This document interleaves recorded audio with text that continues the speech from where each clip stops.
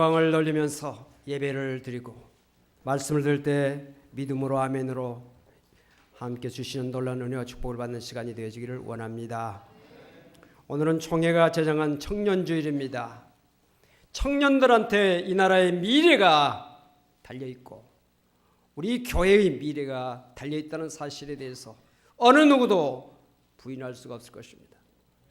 그만큼 청년들이 소중한 존재들이고 우리 청년들이 찬양했습니다마는 기대감이 우리 청년들한테 있다 이 말입니다. 우리 청년들한테 기대해야 됩니다. 기대해야 되면서 한 가지 우리가 청년들을 위해서 기도해야죠. 오늘 저는 청년주의를 맞이해서 디모데의 믿음이라는 제목을 가지고 은혜를 나누고자 합니다. 디모데라고 하는 사람 한마디로 말하면 신실한 사람이에요. 또 거짓이 없이 진실한 사람입니다. 이 사회가 원하는 인물들이 어떤 인물이겠습니까? 능력이 많아도 거짓이 있으면 안 되는 것이고 능력이 많아도 잘못된 생각을 가지고 있으면 안 되는 것인데 신실한 사람, 믿을 만한 사람, 정직한 사람, 착한 양심을 가진 사람, 그런 사람이 오늘 이 사회가 원하는 사람이 아니겠습니까? 오늘 이 시대 속에서 우리 청년들에게 우리가 소망하고 기대하는 것은 어려운 현실 속에서 정말 갈수록 죄악이 난무해가는 이 세상 속에서 믿음을 가진 신실한 사람들이 교회 안에서 성장해서 이 나라를 이끌어가고 교회를 이끌어가는 그런 사람이 되어야 되지 않겠습니까? 오늘 청년주일을 맞이해서 우리가 의례적으로 지키는 주일로 예배드리는 것이 아니라 정말 다시 한번 우리 청년들을 마음속에 품고 그들을 위해서 기도하는 그런 마음을 우리 모두가 가져야 될 줄로 믿습니다. 디모데라고 하는 사람을 볼 때 우리가 사도 바울에게 있어서 믿음으로 난 아들이라 그렇게 고린도전서 4장에 말씀하고 있고 바울이 가장 아꼈던 그런 동역자였습니다. 로마서 16장에 보니까 또 에베소 교회의 목회자였습니다. 주의 사역자라는 뜻이죠. 거짓이 없는 믿음, 신실한 믿음을 가진 사람으로 나오고 있습니다. 성경의 디모데라고 하는 사람의 이름은 첫 번째 등장하는 것이 사도행전 16장입니다. 그 16장을 보니까 이 디모데라고 하는 사람은 바울이 더베와 루스드라에도 이름에 거기 디모데라 하는 제자가 있으니 그 어머니는 믿는 유대 여자요 아버지는 헬라인이라. 어머니는 유대인 여자고 아버지는 헬라 사람이라는 것입니다. 이것은 뭘 의미합니까? 이것은 어떻게 보면 그 당시 사회 속에서는 서자와 같은 사람이에요. 유대인의 입장에서 보면 정통적인 혈통을 가진 그런 디모데가 아니라는 것이죠. 그럼에도 불구하고 이 디모데는 믿음의 사람이 되어서 그 당시 사람들에게 존경받는 사람이었다. 믿음으로 존경받는 사람이었다. 그래서 성경에 보니까 제자라 그렇게 기록을 하고 있습니다. 어떻게 이렇게 될 수 있었을까요? 그것은 그 디모데의 믿음은 모계의 영향을 받은 믿음이었다는 사실을 알 수 있습니다. 이것을 증명하는 것이 바로 디모데후서 오늘 본문 말씀 5절에 이는 내 속에 거짓이 없는 믿음이 있음을 생각함이라. 이 믿음은 먼저 내 외조모 로이스와 내 어머니 유니그 속에 있더니 내 속에도 있는 줄을 확신하노라. 디모데의 믿음은 외할머니 로이스와 그의 어머니 유니게의 믿음을 계승받은 믿음이었다는 것입니다. 여러분들 자녀들한테 무엇을 주기를 원하십니까? 무엇을 남겨주기를 원하십니까? 무엇을 유산으로, 무엇을 여러분들 자녀들한테 물려주기를 원하십니까? 우리 성도들 가운데 성경 필사하신 분들이 많이 계시는데 누가 하라 하지 않아도 열심히 밤을 새워서 쓰시는 분들, 시간 있는 대로 쓰시는 분들, 정성껏 쓰시고 계신 분들이 많이 계십니다. 많은 간증과 많은 기쁨 속에서 그 성경 필사를 하고 계시는데 그분들 가운데서 어떤 분들은 내가 이 성경을 이렇게 손수 쓰는 것은 내 아들과 딸에게, 내 자녀에게 이것을 유산으로 남겨주겠어 쓴다. 그런 마음을 가지니까 얼마나 정성껏 쓰겠습니까? 최선을 다해서 한자 한자를 기도하는 가운데서 자녀를 생각하면서 기도하고 자녀에게 내게 정말 하나님의 말씀을 심어줘야 되겠다는 그런 마음을 가지고 정성껏 쓰는 거죠. 인쇄된 말씀이 아니라 어머니가 또는 아빠가 정성껏 나를 생각하면서 기도하면서 쓴 그 책을 자녀들이 받아보는 순간에, 그것을 읽는 순간에 어머니를 생각하고 아버지를 생각하고 어머니의 기도, 아버지의 기도를 생각하면서 그들의 삐뚤어졌던 그런 삶이 바른 자세로 가다듬지 않겠느냐 하는 것이죠. 유대인들의 속담에 자녀에게 고기를 잡아주지 말고 고기를 잡을 수 있는 기술을 가르쳐줘라 하는 그런 격언이 있지 않습니까? 고기 한 번 잡아줄 수 있는 것은 정말 짧은 생각이라는 거죠. 평생 고기를 잡을 수 있는 기술을 가르쳐주는 것이 진정한 자녀를 위한 길이라는 것을 생각할 때 자녀들이 평생, 아니 영원히 영육간의 복을 받게 하는 믿음을 심어주는 것이야말로 자녀들에게 줄 수 있는 부모로서, 믿음의 부모로서 줄 수 있는 최상의 유산이 아니겠느냐 하는 것이죠. 긍정하시면 아멘 하세요. 자녀에게 물려주는 신앙유산이라는 책이 있습니다. 그 책의 저자는 박수웅이라고 하는 분인데 장로님입니다. 그는 의사입니다. 미국의 그 헌팅턴 비치 병원의 의사입니다. 이분이 책을 몇 권 썼습니다마는 그 책 가운데 우리 사랑할까요? 라는 책이 있고요. 우리 결혼했어요? 라는 책을 쓰면서 가정사역에 참 많은 봉사를 하는 그런 분입니다. 그는 그 책에서 다음과 같이 말하고 있습니다. 내용을 좀 제가 소개하겠습니다. 우리 집안은 예수님을 믿은 후 평생을 가난과 병고 속에서 살다가 신사참배를 거부했다는 이유로 순교를 당하신 할아버지 때부터 믿음의 계보가 시작되었다. 믿음을 지키기 위해 할아버지는 신앙 1세대 고통을 고스란히 감내하셨다. 또한 할아버지 신앙을 이어받은 아버지 역시 하나님을 향한 충성심이 타의 추종을 불허했다. 신앙 3세대로 부름받은 나는 마치 돌아온 탕자 비유에 나오는 마다들처럼 아버지 곁에서 늘 착한 아들로 살아서 하나님 아버지가 어떤 분인지 그분의 진짜 은혜가 무엇인지를 잘 모르던 사람이었다. 그래서 한때는 율법으로 꽁꽁 묶여 자유함 없이 고통스러워하기도 했다. 아마도 많은 모태신앙인들이 그때의 나와 같은 모습이 아닐까 싶다. 그러나 하나님은 그런 나를 찾아와 만나 주셨다. 할아버지가 목숨을 잃으면서까지 지키고자 하셨던 그 신앙, 아버지가 그토록 지독한 환난을 당하고도 뚫고 일어서게 한 그 복음이 내 청춘의 시절에 나를 살리고 나를 살아있게 했다.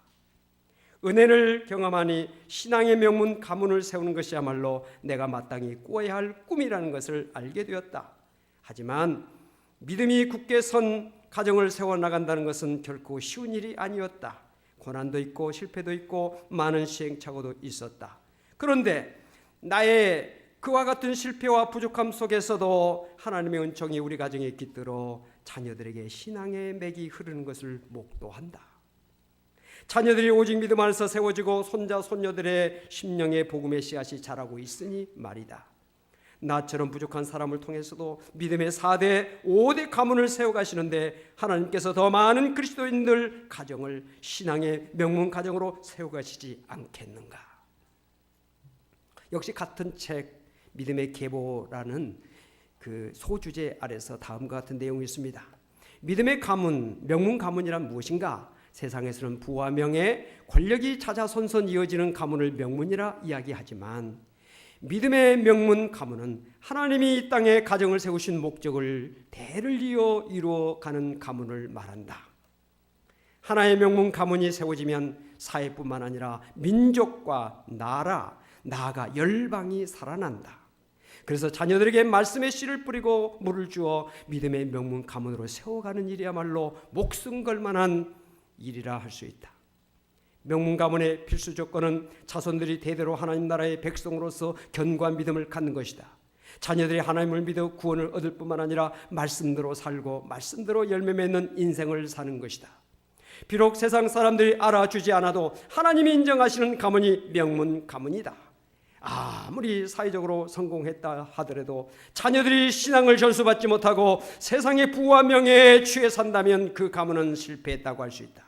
하나님이 이 세상에 보내신 사명을 이루고 하나님의 기쁨이 되며 이 땅에서 빛과 소금으로 사는 것이 진정한 성공일 것이다.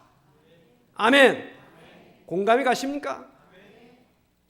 이 내용에서 우리가 볼 때 우리는 조부모의 믿음이 부모에게, 부모의 믿음이 자녀에게, 자녀의 믿음이 또 그 자녀에게 계승되고 있다는 것을 알게 됩니다. 명문의 가정이라고 하는 것은 다른 것이 아니라 하나님이 인정하시는 신앙 가정, 이것이 명문 가문이라는 거고 그는 거기에서 설파하고 있습니다. 오늘 본문에 나오는 이 디모데 역시 그의 외할머니와 그의 어머니로부터 물려받은 믿음이었다. 디모데의 외할머니와 그의 어머니는 어떻게 해서 디모데에게 믿음을 물려줬을까요? 오늘 본문이 속해 있는 이 디모데후서 3장에 보니까 어렸을 때부터 성경을 가르쳤다, 그렇게 말씀하고 있습니다. 3장 15절에 보니까 또 어려서부터 성경을 알았나니 성경은 능히 너로 하여금 그리스도 예수 안에 있는 믿음으로 말미암아 구원에 이르는 지혜가 있게 하느니라. 성경은 구원에 이르게 하는 지혜를 얻게 하는 책이 성경이라는 겁니다. 즉 성경을 읽으면 구원받는다는 것이에요. 여러분들, 유대인들은 세상에서 이 세계에서 가장 교육을 잘하는 민족으로 우리가 알고 있지 않습니까? 근데 그 유대인들은 자녀 교육에 대해서 굉장히 신경을 쓰고 있는, 특별히 어린아이일수록 더 많은 관심과 또 노력을 쏟고 있습니다. 어린아이를 분만하는 분만실에 소리가 들리는데 어떤 소리가 들리느냐? 토라의 소리가 들려오도록 하는 것입니다.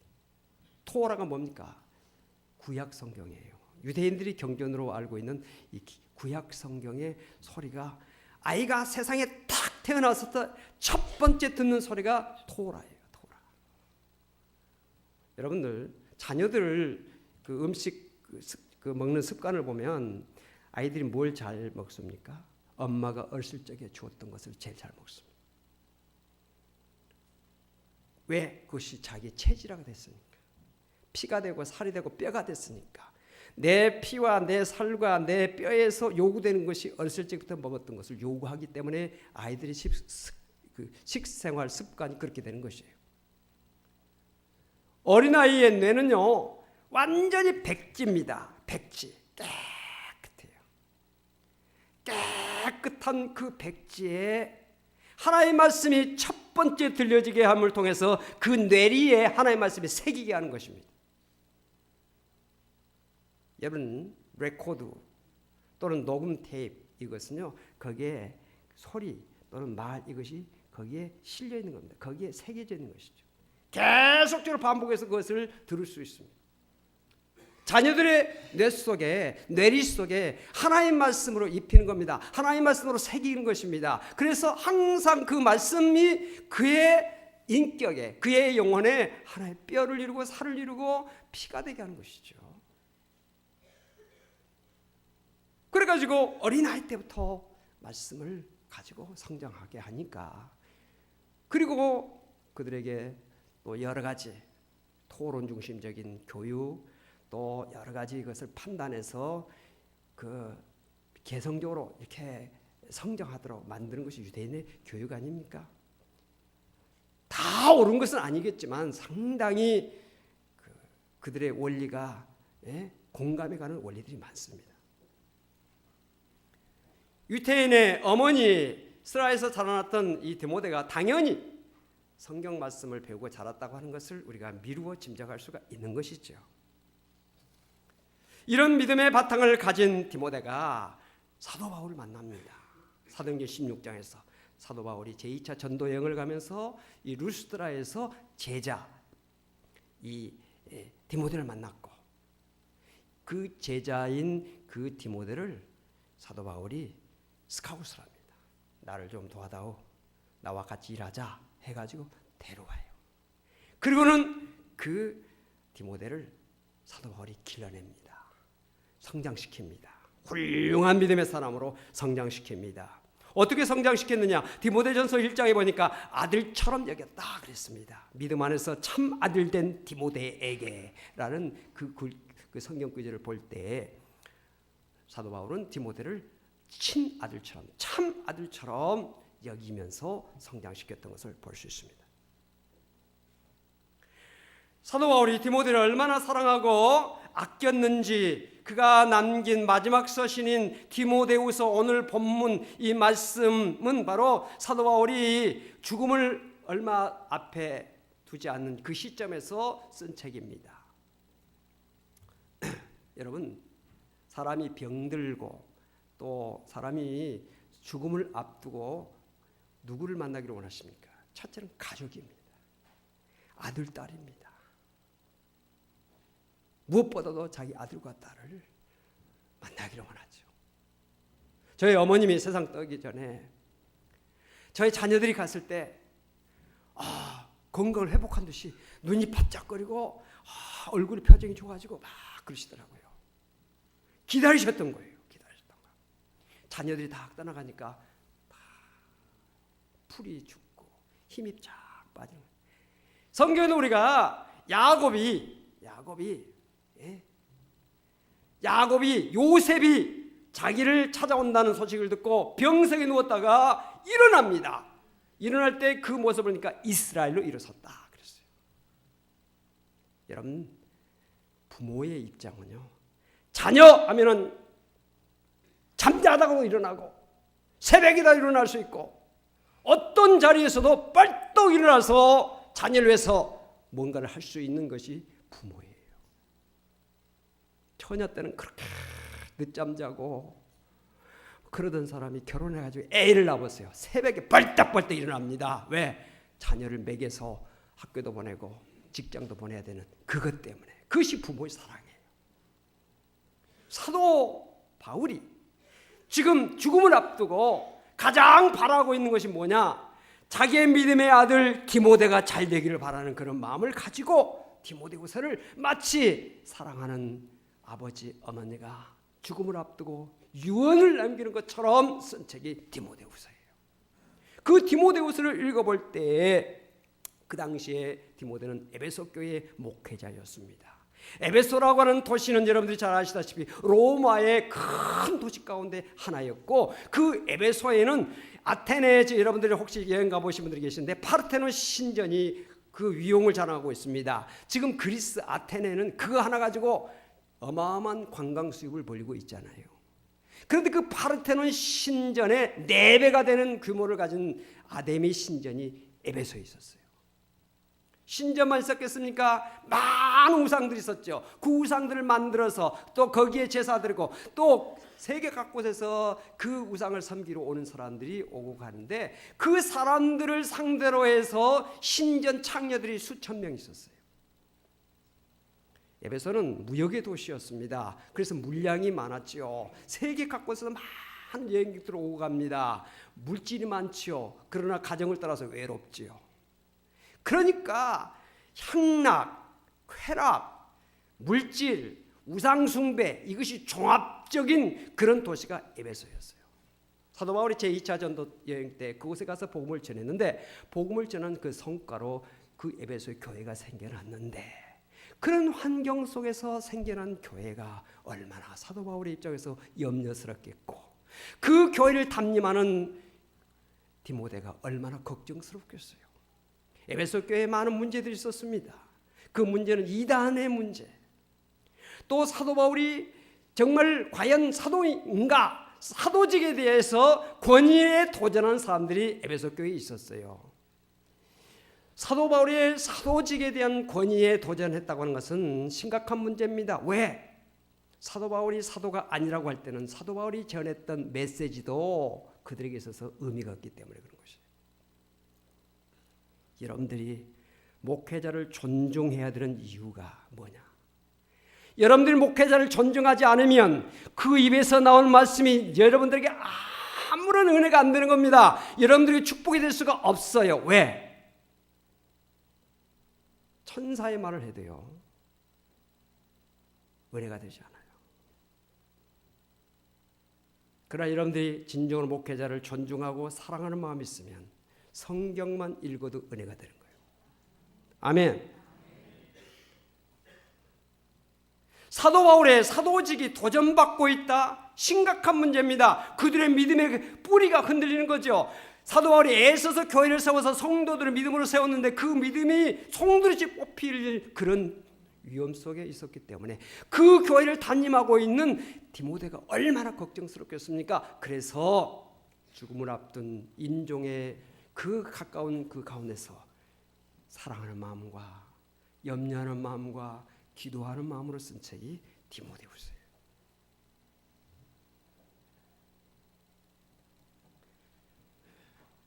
또한 디모데는 사도 바울에게서 사랑을 많이 받았습니다. 사도 바울은 디모데를 굉장히 사랑함으로 그를 세웠습니다.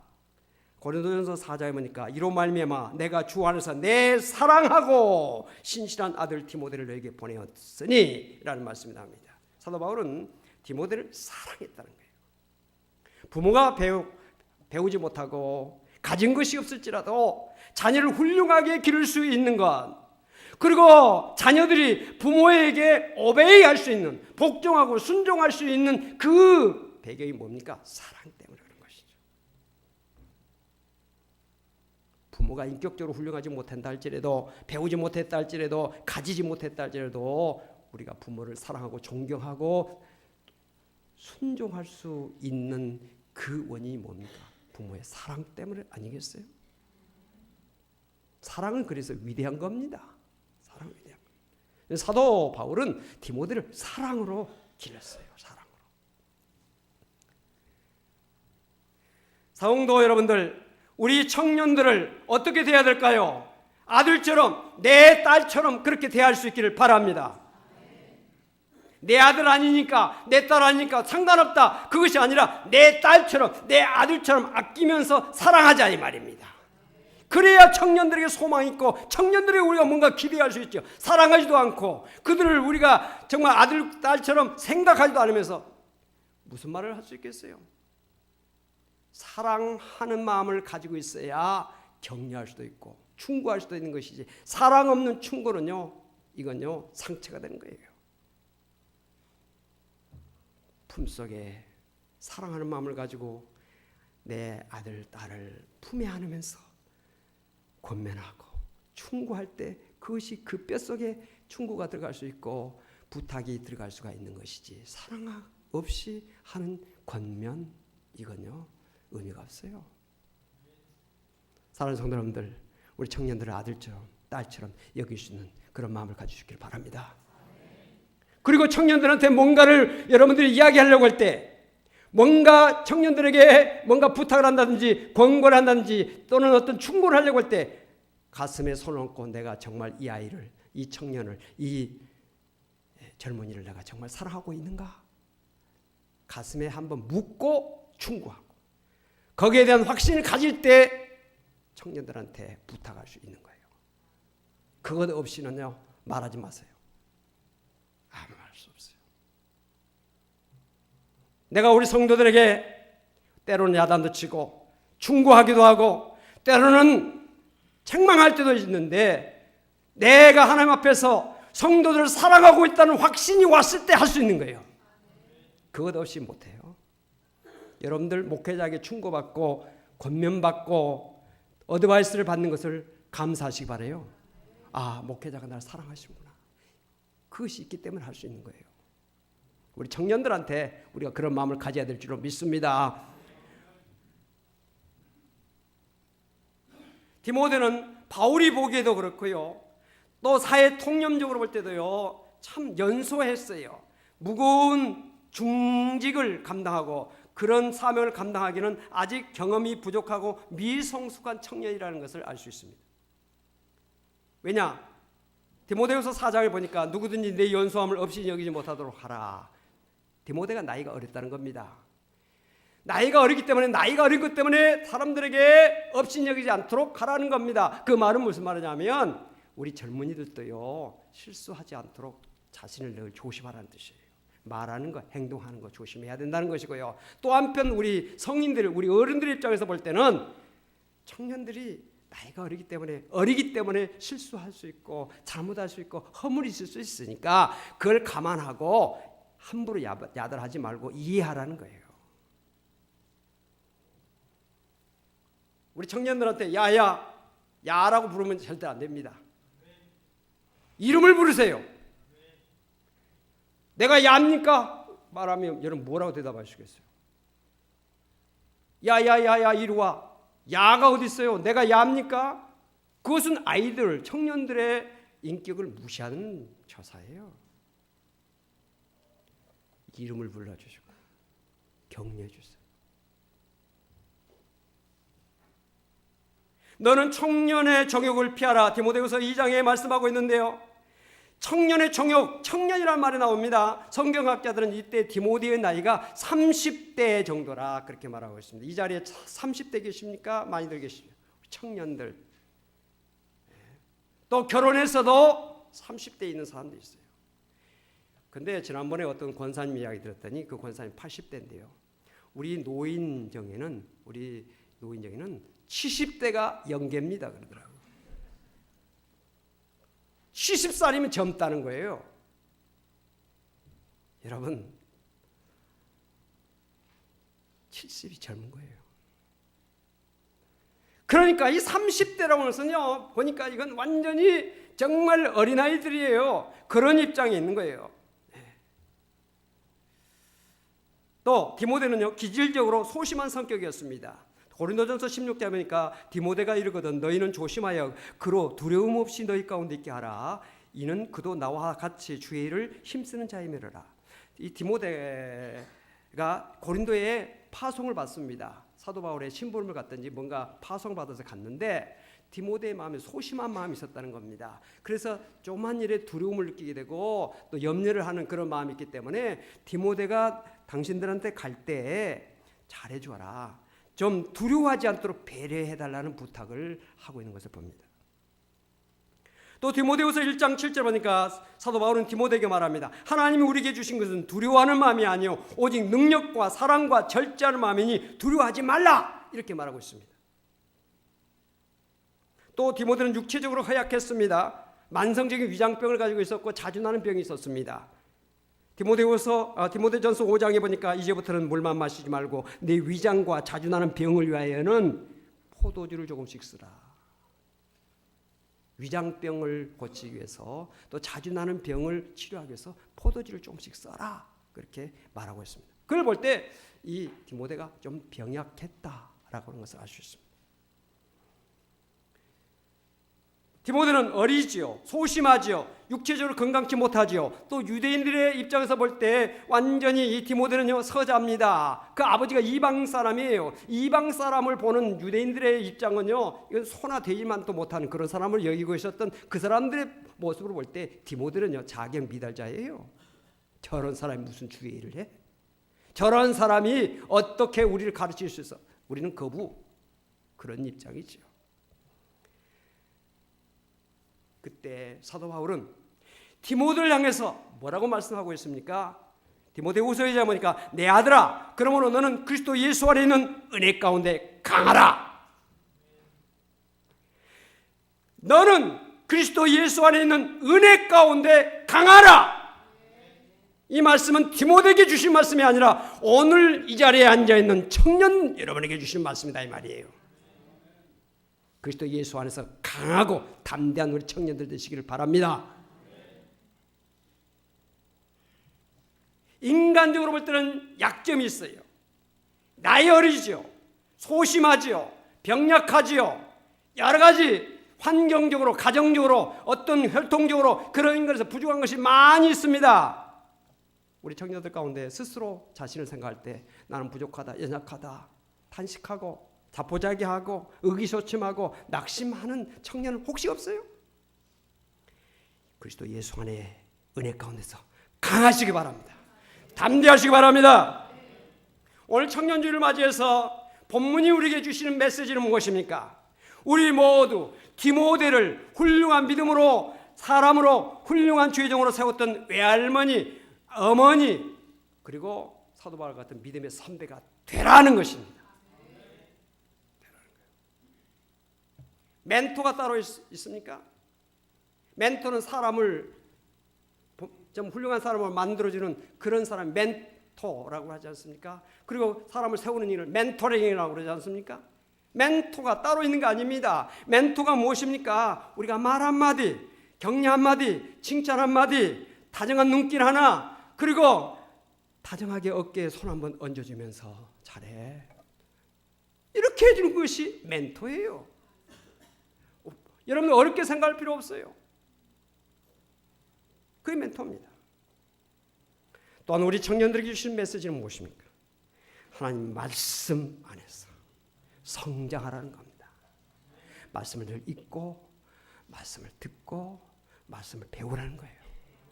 그래서 신실한 사람, 정말 정직한 사람, 하나님의 일을 하는 복음의 사역자가 되라. 여러분, 우리나라가 정말 미래가 잘 펼쳐지는 빛나는 미래가 여러분들에게 달려있고, 교회의 미래, 우리 교회를 봐서도 그렇잖아요. 한국교회, 세계교회 다 마찬가지입니다. 교회. 오늘 우리가 청년들이 나와서 찬양하는 모습을 보니까 참 기특하기도 하고 사랑할 마음이 들고 정말 안아주고 싶은 그런 마음, 저뿐만 아니라 여러분들 모두가 다 가지고 있었을 것입니다. 귀한 존재들이에요. 귀한 존재들입니다. 귀한 존재들입니다. 세상으로 나가지 않고 그래도 주의 전에 나와서 말씀 가운데 성장하겠다고 하는, 하나님을 찬양하며 기도하면서 뭔가 주님을 위해서 봉사하고 충성하고 헌신하겠다는 그런 마음 자체만 봐도 귀하잖아요. 여러분들 대학가의 밤거리 한번 나가보세요. 어마어마합니다. 어마어마해요. 젊은이들의 물결침에서 죄악과 타락과 향락과 그 자기 자신의 즐거움 속에서 그 몰려다니고 있는 그 모습들을 보면서 어찌하여 저 많은 사람들이 교회에 오지 못하는가, 말씀 앞에 나오지 못하는가 탄식하고 안타까워하는 그런 마음을 우리가 갖지 않는다면 믿음의 사람이 아니지. 그런 물결 속에 휩쓸리지 않고 주의 전에 나와서 말씀, 믿음, 기도, 찬양 가운데서 자라고 있는 우리 청년들을 바라볼 때 어찌 마음속에 사랑하는 마음이 없겠습니까? 우리 모두 청년들을 정말로 사랑하는 마음을 가지고 기도하고 훌륭한 그런 사람으로 세우는 일에 있어서 멘토가 되어지자는 겁니다. 할렐루야. 따라서 합시다. 청년들은 내 아들이요 내 딸이다. 아멘. 그런 마음을 가지고 청년들을 대할 때 우리 교회 청년들이 미래의 주역들로서 이 사회를 빛내고 하나님 나라를 빛내는 그런 사람들로 성장하게 될 줄로 믿습니다. 이 은혜가 여러분들과 함께 하시길 주 이름으로 축원합니다. 기도합시다. 살아계신 아버지 하나님 감사합니다. 오늘 청년주의를 맞이해서 우리 사랑하는 청년들 한 사람 한 사람 축복하셔서 믿음 안에서 잘 자라서 신실한 사람, 주님의 나라와 이 나라와 교회를 빛내는 미래의 주역들이 다 될 수 있도록 축복하여 주옵소서. 우리 모두 다 청년들을 위해서 늘 기도하고 그들을 내 아들처럼 내 딸처럼 여기면서 그들을 위해서 참으로 격려하고 그들을 세울 수 있는 우리 모두가 될 수 있도록 은혜를 허락하여 주옵소서. 이 나라의 미래와 우리 교회의 미래가 그들에게 달려있다는 사실을 늘 기억하고 그 사명 우리 모두가 다 감당할 수 있도록 축복하여 주옵소서. 예수 그리스도 이름으로 간절히 기도하옵나이다. 아멘.